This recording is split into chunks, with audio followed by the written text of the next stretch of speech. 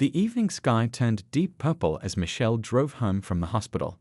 Her shoulders ached after 12 hours of performing surgeries on kids who needed her skilled hands. She just wanted to get home, kick off her shoes, and fall into her husband's arms. The road was mostly empty, and the soft music from the radio helped ease her tired mind. Then came the flashing lights. Red and blue bounced off her rearview mirror, making her heart skip. Michelle checked her speed. She wasn't going fast. She signaled and pulled over to the curb, her hands automatically moving to 10 and 2 on the steering wheel, just like her dad had taught her years ago. What did I do wrong? She wondered, watching the police officer take his time getting out of his patrol car. He'd adjusted his belt, tapped his flashlight against his palm twice, then finally walked toward her car. Michelle rolled down her window and put on her best tired smile. Officer Reynolds didn't smile back. His face looked like stone as he shined the flashlight directly into her eyes, making her squint and turn away. "License and registration," he said, not even bothering to tell her why he'd pulled her over. Michelle nodded politely. "Of course, officer. May I ask what the problem is?" The officer's jaw tightened. "I'll ask the questions here. License and registration now." Something felt off. Michelle had been stopped for speeding once before years ago, and that officer had been professional, even friendly. This felt different. Still, she reached slowly for her purse on the passenger seat. "I'm just getting my wallet," she explained, careful to narrate her movements. Officer Reynolds watched her every move like she might pull out something dangerous instead of the leather wallet her husband had given her for their anniversary last year. She handed over her license and reached for the glove compartment to get her registration. "I'm a surgeon at Memorial Hospital," she said, trying to make normal conversation. "Just finished a long shift." "Did I ask what you do?" the officer snapped. A chill ran down Michelle's back. The way he looked at her, like she was something stuck to the bottom of his shoe. She'd felt that look before, had learned to recognize it early in life. "Step out of the vehicle," Officer Reynolds suddenly demanded. "Excuse me?" Michelle asked, confused. This wasn't normal for a simple traffic stop. "I said, step out of the vehicle. Now." Michelle's heart hammered against her ribs, but she kept her voice steady. "Officer, I don't understand. I haven't done anything wrong. Could you please tell me why you pulled me over?" The officer's face darkened. "Are you refusing to comply?" "No, sir," Michelle said quickly. "I just want to understand what's happening." "Last chance. Get out of the car or I'll remove you myself." People were starting to slow down as they drove past. A couple even pulled over across the street watching. Michelle took a deep breath and unbuckled her seatbelt. Her legs felt shaky as she stepped out onto the pavement. The night air was cool against her face as she stood beside her car, the officer towering over her. His hand rested on his holster in a way that made her stomach knot. "Turn around and place your hands on the vehicle," he ordered. "Officer, please," Michelle said, her voice still calm though her heart raced. "My husband is waiting for me at home. He works for the federal." She never finished her sentence. As she reached for her phone to call her husband, Officer Reynolds' face twisted with rage. His hand moved faster than she could react. The sound of the slap echoed in the night air, and Michelle stumbled backward against her car door, her cheek burning like fire. In the shocked silence that followed, she heard someone across the street yell, "I got that on video." With trembling fingers, Michelle reached for her phone that had fallen to the ground. She needed to call her husband. She needed to call him right now. The sting on Michelle's cheek burned like hot coals. Her ears rang as she steadied herself against the car door. Around her, the world seemed to freeze for a moment, then burst into action all at once. "Hey, you can't do that!" shouted a woman from across the street. She held her phone up, recording everything. Two other people had stopped too, their faces showing shock and anger. Officer Reynolds didn't seem to care about the witnesses. His eyes were cold as he reached for Michelle's arm, twisting it behind her back. She bit her lip to keep from crying out. "You people never learn to respect authority," he hissed, his words meant only for her ears. "Always thinking you're special." Michelle's mind raced. In her 15 years as a surgeon, she'd learned to stay calm during emergencies. This was different. This was happening to her, not a patient on her table. Still, she forced herself to breathe slowly, to think clearly. "Officer, you're hurting me," she said, loud enough for the witnesses to hear. "This is being recorded. Please follow proper procedure." Something flashed in Reynolds' eyes, surprise maybe. People like Michelle weren't supposed to know their rights or speak up for themselves. His grip tightened, and she winced. "You're under arrest for resisting an officer," he announced loudly.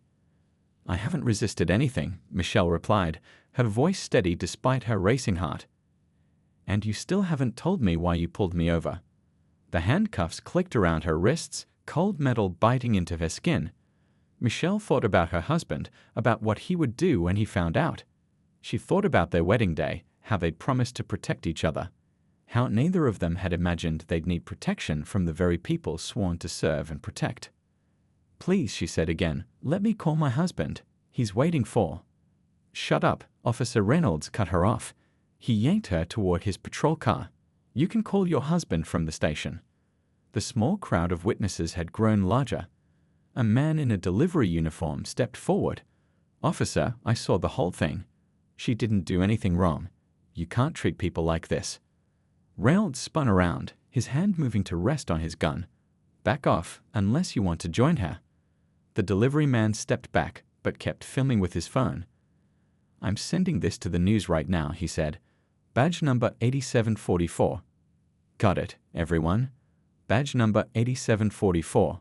Michelle felt a tiny spark of hope as Reynolds guided her roughly toward his car. People were watching. People were recording. Maybe this wouldn't just disappear like so many other cases she read about. When Reynolds opened the back door of his patrol car, Michelle turned to face the growing crowd. "My name is Dr. Michelle Wilson," she called out.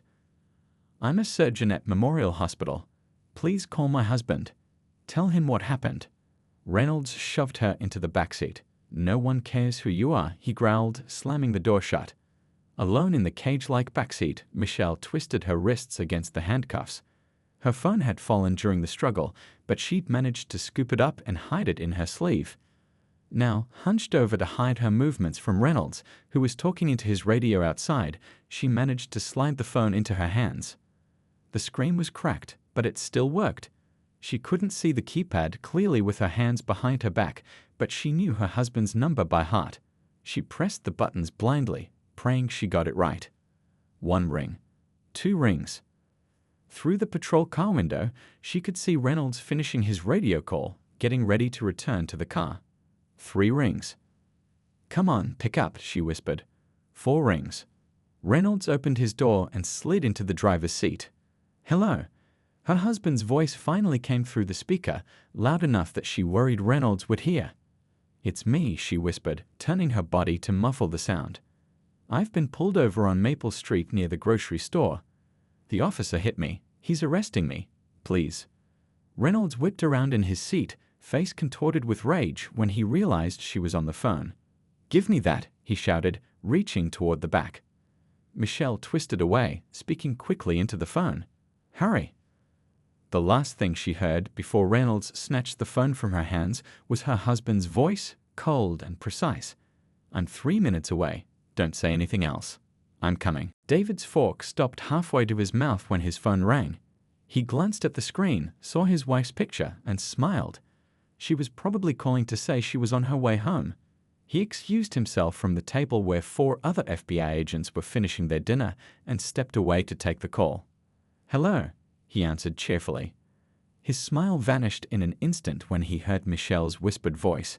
The noisy restaurant seemed to fade away as he focused entirely on her words. "It's me. I've been pulled over on Maple Street near the grocery store. The officer hit me. He's arresting me. Please." Then he heard a man's angry voice and the call cut off abruptly. David stood frozen for 2 seconds, processing what he'd just heard. His wife, his brilliant, kind-hearted wife, had been struck by a police officer. She was being arrested. She was afraid. 3 minutes away, he had told her. Now the clock was ticking. David rushed back to the table, all casualness gone. "I've got to go. Emergency." His voice was clipped, controlled, the way it got when he was working a high-stakes case. His supervisor, Agent Thompson, looked up with concern. "What's happening?" "Michelle's been pulled over." The officer hit her. David was already moving toward the door. "She's on Maple Street."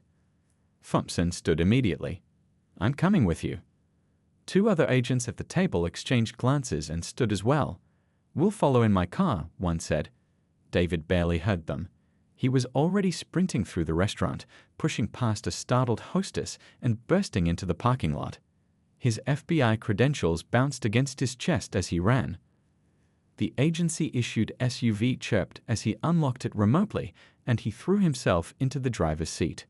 3 minutes. He could make it in 2. His training kicked in as he pulled out of the parking lot. Despite the racing of his heart, his mind was clear, focused. This wasn't the time for emotion. Michelle needed him to be Agent Wilson now, not just her husband. He'd flipped on the emergency lights hidden in the SUV's grille but didn't use the siren. Better to arrive without announcing himself too soon. As he drove, he pressed the speed dial for the local police dispatcher. "This is Special Agent David Wilson, FBI badge number 23,867, he said when the dispatcher answered. "I need information on a traffic stop currently in progress on Maple Street near Riley's Grocery. Officer involved has detained my wife, Dr. Michelle Wilson. I'm en route to the scene now. I need the officer's name and badge number." "Sir, the dispatcher began. "This is a federal matter now," David interrupted, his voice firm but not angry. "Please alert your supervisor that FBI agents are responding to a potential civil rights violation. We'll need all body cam and dashboard footage preserved immediately." He hung up before the dispatcher could respond. The clock on his dashboard showed barely a minute had passed since Michelle's call. His hands gripped the steering wheel tightly as he took a corner faster than he should have. Images flashed through his mind. Michelle's smile that morning as she left for work, her face tired but happy when she came home from saving lives at the hospital, the proud way she stood beside him at FBI functions. Then a new image, Michelle being struck by some faceless officer, falling against her car door, afraid and alone. His jaw clenched. The SUV accelerated. Maple Street appeared ahead, and David scanned for flashing lights. There, in front of the grocery store, a patrol car was parked behind Michelle's blue sedan. A small crowd had gathered on the sidewalk. Most had phones out, recording. David pulled up behind the patrol car and was out of his vehicle in seconds, his FBI credentials already in his hand. He moved with purpose, scanning the scene professionally even as his heart pounded with personal fear. He could see Michelle through the back window of the patrol car. Her head was bowed, and even from a distance, he could see the red mark on her cheek. The sight hit him like a physical blow, but he kept his face neutral as he approached. The officer was leaning against his car, writing something in a notepad. He looked up with annoyance as David approached, not yet noticing the FBI credentials. "Sir, you need to step back. This is a police matter," the officer said, his hand moving instinctively toward his holster. David stopped at a respectful distance and held up his credentials so they caught the streetlight. "Special Agent David Wilson, FBI. The woman you've detained is my wife, and I'd like to know why she's in custody." The change in the officer's face would have been almost funny in another situation, the way his eyes widened, the way his mouth opened slightly, the sudden uncertainty in his posture. David heard whispers from the crowd of bystanders. "That's her husband? He's FBI. Oh man, this just got real." The officer, Reynolds, according to his nameplate, straightened his shoulders, trying to recover his authority. "Your wife was uncooperative during a routine traffic stop," he said. She resisted. "I'd like to see your body camera footage," David interrupted calmly. "Right now." Reynolds' hand moved unconsciously to his chest where a body camera should have been. "It's malfunctioning." "Convenient," David said, still keeping his voice level. "Fortunately, it seems we have plenty of witnesses with functioning cameras." As if on cue, Thompson's car pulled up, followed by the second FBI vehicle. 3 more agents in suits emerged, their presence causing another stir among the growing crowd of onlookers. Officer Reynolds stood a little straighter as the other FBI agents approached. His eyes darted between them, counting, assessing. 4 federal agents now stood in a loose circle around him. The crowd of onlookers had doubled in size, their phones still recording everything. "Let me see your wife," David said, his voice calm but leaving no room for argument. Reynolds hesitated, then shrugged as if it didn't matter to him. "Fine, but she's still under arrest. David walked to the patrol car while Thompson positioned himself near Reynolds, not crowding him but making it clear the officer was being watched.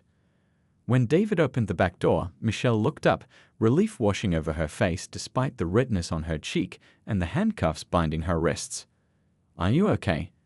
David asked softly, crouching to meet her eyes. "I am now," she whispered. Her medical training showed as she added, "No serious injuries, just my pride and my cheek." David nodded, touching her face gently where the mark glowed red under the streetlights. For a moment, his professional mask slipped, and the crowd watching saw the flash of controlled anger in his eyes. "What happened?" he asked. "He pulled me over but wouldn't say why. When I tried to call you, she didn't need to finish." David had seen enough cases like this in his career at the Civil Rights Division. He knew the pattern. "Sit tight," he said. "We'll have you out in a minute." He stood and turned back to Reynolds, who was now speaking with Agent Thompson. The conversation didn't appear to be going well for the officer. Reynolds' face had gone from confident to worried in the space of 3 minutes. "Officer Reynolds," David said as he approached, "my colleague tells me you still haven't explained why you pulled my wife over." Reynolds cleared his throat, suspected broken taillight. One of the bystanders called out, "That's a lie. Her lights are fine. I checked right after it happened." David glanced at Michelle's car. All lights appeared intact. He nodded to one of the other agents, who walked over to verify. All lights functioning normally, the agent confirmed loudly enough for everyone to hear. David turned back to Reynolds. "So we have a traffic stop for a violation that doesn't exist, no body camera footage, a detained surgeon with a mark on her face that matches a slap, and about 20 witnesses who saw what happened." He let the words hang in the air for a moment. "Am I missing anything?" Reynolds' face hardened. "You know how these things get blown out of proportion. She was disrespectful." "I have her call recorded on my phone," David cut in. His voice remained professional, but the temperature seemed to drop around them. "The 3 minutes before I arrived. Everything." Reynolds didn't know that David was bluffing. His phone hadn't recorded the call, but Reynolds didn't need to know that. The officer's face paled slightly. By now, 2 local police cruisers had pulled up, responding to the dispatcher's call. 4 uniformed officers approached cautiously, trying to make sense of the scene. Their colleagues surrounded by FBI agents, a crowd of angry citizens, a handcuffed woman in the back of a patrol car. "What's going on here?" asked the senior officer, a lieutenant by his insignia. David showed his credentials again. "Lieutenant, I'm Special Agent Wilson with the FBI's Civil Rights Division. This officer detained my wife without cause and physically assaulted her. We'll need him to remove the handcuffs immediately." The lieutenant looked from David to Reynolds, who suddenly found the ground very interesting. "Reynolds," the lieutenant prompted. "Sir, I was following procedure." She was uncooperative during. 20 people filmed him slapping her. Someone shouted from the crowd.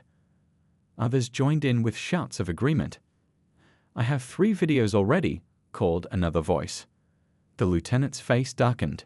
He'd been on the force for 20 years and had worked hard to build community trust.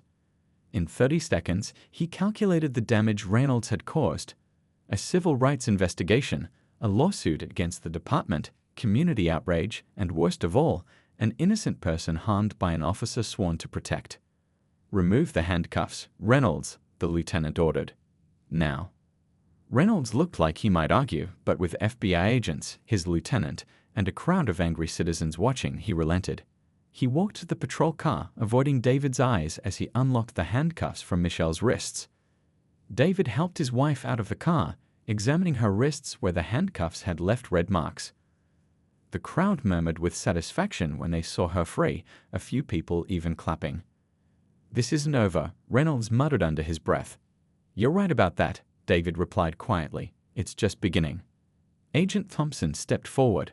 "Lieutenant, we'll need Officer Reynolds' badge and gun while this is sorted out." The lieutenant nodded and turned to Reynolds. "Hand them over." "What? You can't be serious," Reynolds protested. "Based on what?" "Her word against mine." The lieutenant's patience had run out. "Based on 20 videos, federal agents as witnesses, and the fact that I've had 3 other complaints about you this month. Badge and gun. Now." The crowd watched as Reynolds, face flushed with anger and humiliation, slowly unclipped his badge and removed his gun belt. The same people who had witnessed his abuse of power now witnessed his loss of it. David wrapped an arm gently around Michelle's shoulders. "Let's get you checked out at the hospital," he said softly. She leaned against him, exhausted but standing tall. "I want to make a formal statement first," she said, her voice carrying to the crowd. "This needs to be on record." The lieutenant nodded respectfully. "We'll take your statement, Doctor, and I promise you this will be handled properly." As David guided Michelle toward his SUV, the crowd parted for them. People reached out, offering quiet words of support. A young woman stepped forward. "Dr. Wilson, you operated on my little brother last year. Removed his appendix." She glared at Reynolds. "She saves lives while you're out here attacking innocent people." Michelle squeezed the young woman's hand as they passed. Sometimes the world was smaller than you thought. Sometimes that was a good thing. The police station buzzed with unusual activity for a Tuesday night. Officers whispered to each other as David and Michelle walked through the main entrance, followed by Agent Thompson and the police lieutenant.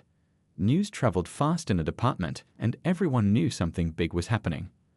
"We'll use interview room 3, the lieutenant said, leading them down a hallway lined with motivational posters about community policing that now seemed painfully ironic. The room was small but clean, with a table, 4 chairs, and a camera in the corner. A young officer brought them water and offered Michelle an ice pack for her cheek, which she accepted with a quiet thank you. "I've contacted Internal Affairs," the lieutenant said, sitting across from them. "They're sending someone over now. I've also ordered all video from nearby traffic cameras to be preserved." He paused, looking genuinely troubled. "I want you to know that Officer Reynolds' actions tonight don't represent our department." Michelle took a sip of water before speaking.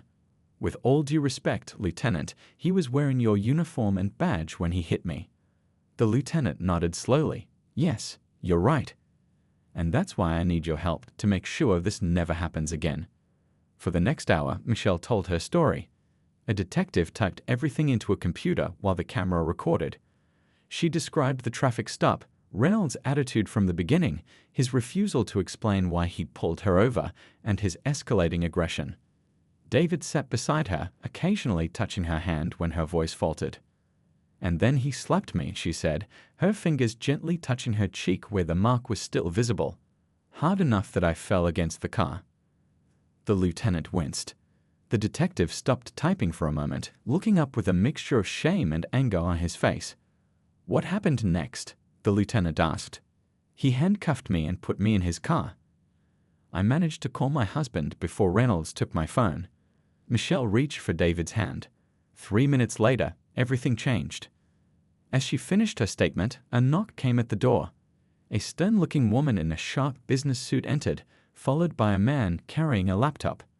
"Ms. Chen, Director of Internal Affairs," she introduced herself. No handshakes, just a nod. "We've collected several videos from witnesses. I'd like you to see them." The man with the laptop set it on the table and pulled up a video. The footage was shakier than professional camera work, but clear enough. They watched in silence as the confrontation played out from a bystander's perspective. Michelle flinched when she saw Reynolds' hand strike her face on the screen. David's jaw tightened, but he remained professional. This wasn't the first civil rights case he worked on, but it was certainly the most personal. When the video ended, Ms. Chen closed the laptop. "We've received 3 more videos showing the incident from different angles. There's no ambiguity here." She turned to Michelle. "Dr. Wilson, on behalf of the police department, I apologize for what happened to you tonight." The words were official, formal, but Michelle could see genuine regret in the woman's eyes. "Reynolds has a history," Ms. Chen continued, turning to the lieutenant. 3 complaints in the past year, all from minority citizens, all dismissed due to lack of evidence. Her lips pressed into a thin line. "No more." The detective who had been typing looked up. "I've pulled his record. 2 of those complaints involved excessive force. One was filed by a teacher who said Reynolds called her racial slurs during a traffic stop." "Why was he still on the force?" David asked, his voice controlled but firm. The lieutenant and Ms. Chen exchanged uncomfortable glances. "The complaints couldn't be substantiated," Ms. Chen finally said, "No witnesses, no video, just the officer's word against the citizens." She gestured to the laptop. "Now we have evidence we can't ignore." Outside the interview room, the station had grown even busier. Word had spread about what happened, and reporters were gathering in the lobby. Someone had leaked Reynolds' name and badge number to social media, and the videos were already going viral online.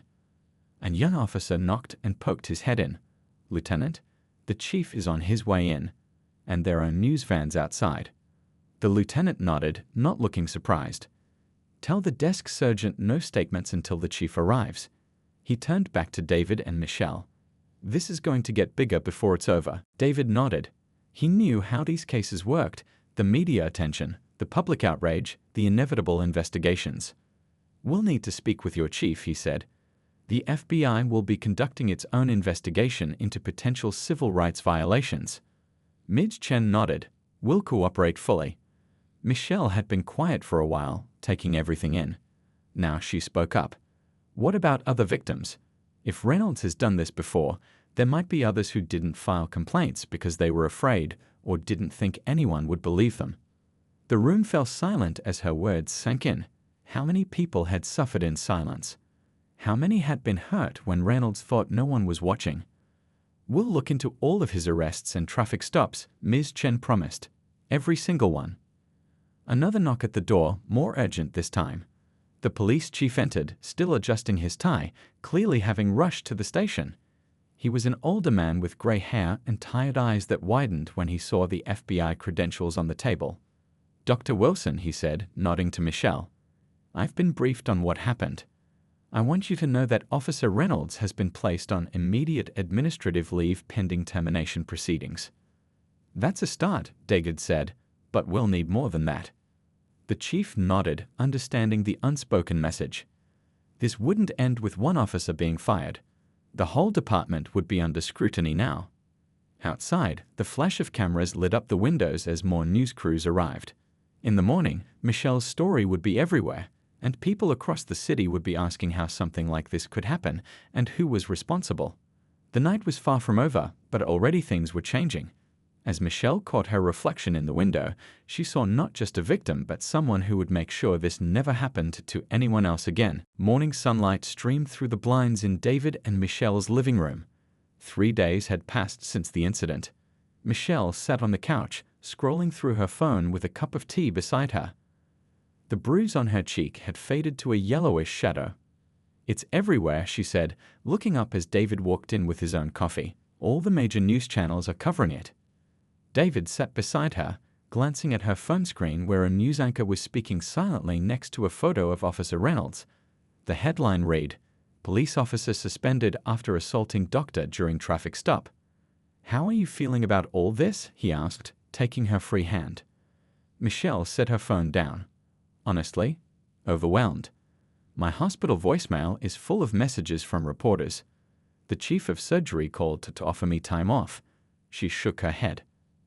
"I didn't ask for any of this attention." "I know," David said softly, "but your story is helping people." He was right. Since the videos went viral, dozens of others had come forward with similar stories about Officer Reynolds and other officers in the department. What had started as one incident was quickly revealing a pattern that couldn't be ignored. The doorbell rang. David squeezed Michelle's hand before getting up to answer it. He returned with Agent Thompson and a woman Michelle hadn't met before. "This is Lisa Parker from the Justice Department's Civil Rights Division," David explained as they all sat down. "She's leading the federal investigation." Lisa shook Michelle's hand. "Thank you for agreeing to meet at your home. I know you've been through a lot."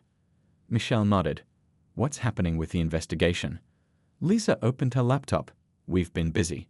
Since your incident, we've identified 7 other people who filed complaints against Officer Reynolds in the past 3 years.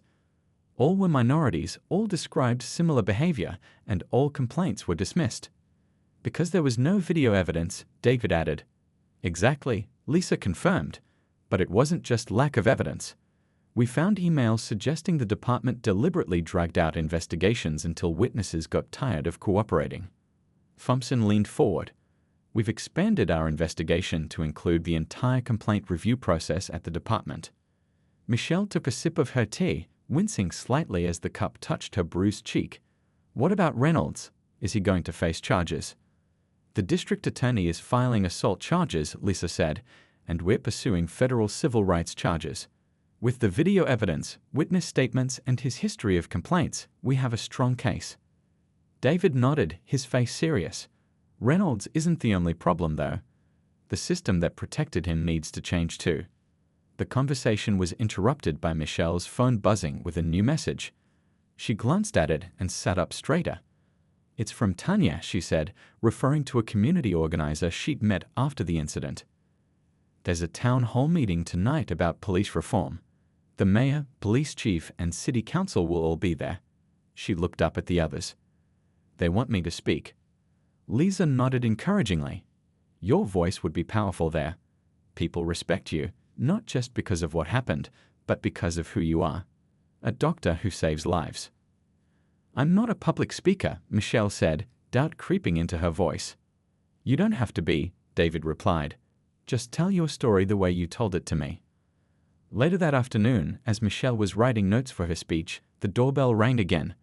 This time it was an older woman Michelle didn't recognize. Dr. Wilson? The woman asked hesitantly. I'm sorry to show up unannounced. My name is Grace Taylor. David appeared behind Michelle, watching carefully. How can I help you, Mrs. Taylor? Michelle asked. The woman's eyes filled with tears. 2 years ago, Officer Reynolds pulled over my son.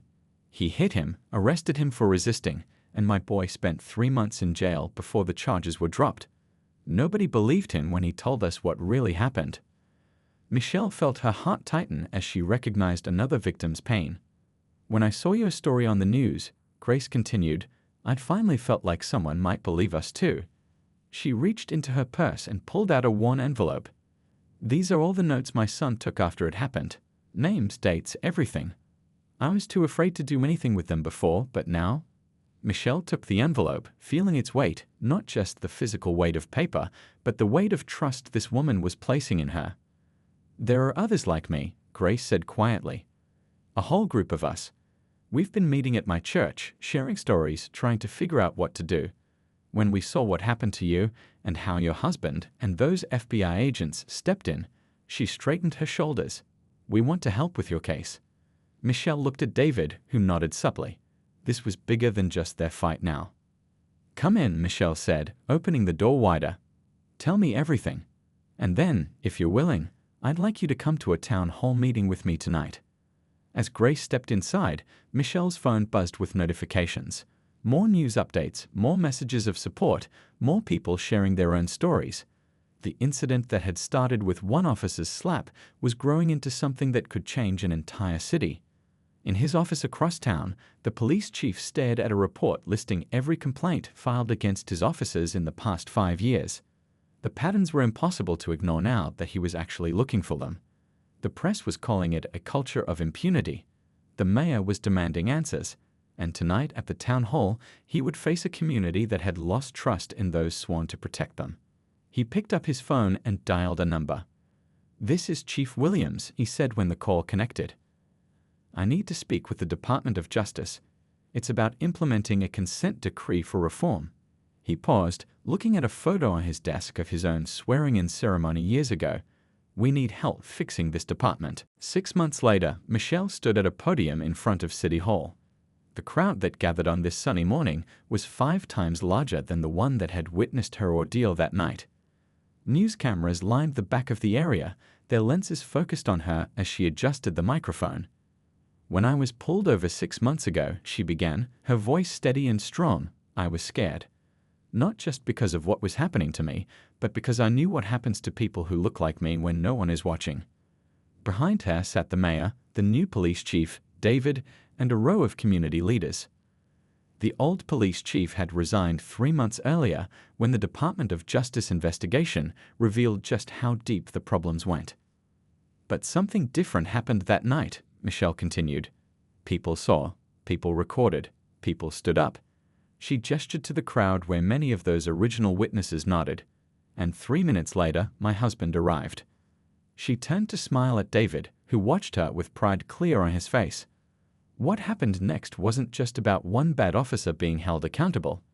It was about asking hard questions. Why did Officer Reynolds feel comfortable behaving that way? Why were previous complaints ignored? Who else had suffered in silence? In the front row, Grace Taylor sat with the son beside her. Around them were 24 other families who had come forward with similar stories after Michelle's case made headlines.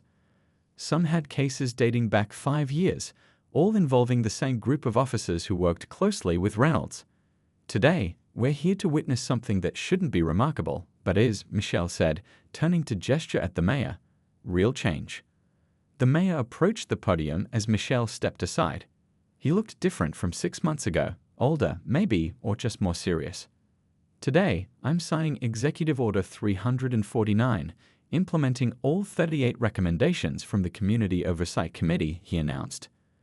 This includes mandatory body cameras that cannot be turned off during interactions with the public, a civilian review board with real authority, and new training requirements focused on de-escalation and implicit bias. A cheer went up from the crowd. Someone shouted, "What about Reynolds?" And the crowd quieted again. The mayor gripped the podium. Former Officer Reynolds was sentenced yesterday to 18 months in prison for assault and civil rights violations. 3 other officers have been terminated, and 7 more face disciplinary hearings. Michelle returned to the microphone. Justice isn't just about punishment. It's about making sure this never happens again. Every one of us deserves to feel safe in our community, including when we see flashing lights in our rearview mirror. As she spoke, the doors to City Hall opened, and people began bringing out boxes of equipment. Brand new body cameras, 500 of them, to be issued to every officer in the department by the end of the week. These cameras are just tools, Michelle said, picking one up to show the crowd. The real change has to come from within the department and from continued community involvement. She gestured to a table where volunteers were handing out information. Today we're launching the Citizen Safety Project. We're training community members about their rights during police interactions and creating a network of volunteer witnesses who can be called to observe police activity in our neighborhoods. David joined her at the podium now, placing his hand on her shoulder. As an FBI agent who works in civil rights enforcement, he said, I've seen too many cases like my wife's, but I've never seen a community response like this one. He looked out at the crowd. You didn't just share videos online and move on. You showed up. You testified. You demanded change. And that's why today is different. Grace's son stood up from his seat in the front row.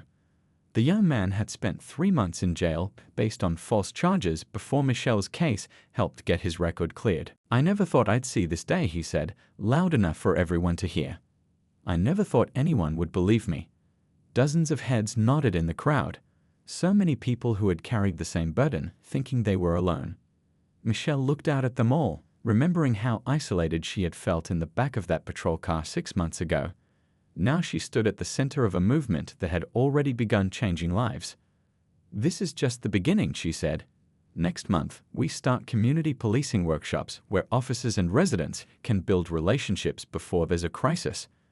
We're establishing a scholarship fund for young people interested in careers in law enforcement, because who better to change the system than those who have seen its flaws? As she finished speaking, the crowd erupted in applause.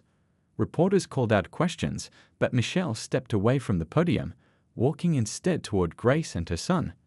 The cameras followed as she hugged them both. Later, as she and David walked back to their car, a young police officer approached them. She was new to the force, part of the change the department had promised. Dr. Wilson, the officer said hesitantly, I just wanted to say thank you. I joined the force to help people, but after everything that's happened, your work with the department has made it possible for officers like me to do our jobs the right way. Michelle studied the young woman's face, the earnestness in her eyes, the genuine commitment to service. This was what real change looked like. Not just policies and cameras, but people determined to do better. What's your name, officer? Michelle asked. Jenny Rivera, the young woman replied. Today's my first day on patrol. Michelle smiled. Well, Officer Rivera, I'm counting on you to help keep building the trust we've started here. As they drove away from City Hall, David reached over to hold Michelle's hand. You've done something amazing, he said, something that will last. Michelle looked out the window at the city streets passing by. Somewhere out there, another traffic stop was happening. But maybe this time it would go differently. And if it didn't, maybe someone would be watching, ready to stand up. 3 minutes, she said softly. That's all it took to start changing everything.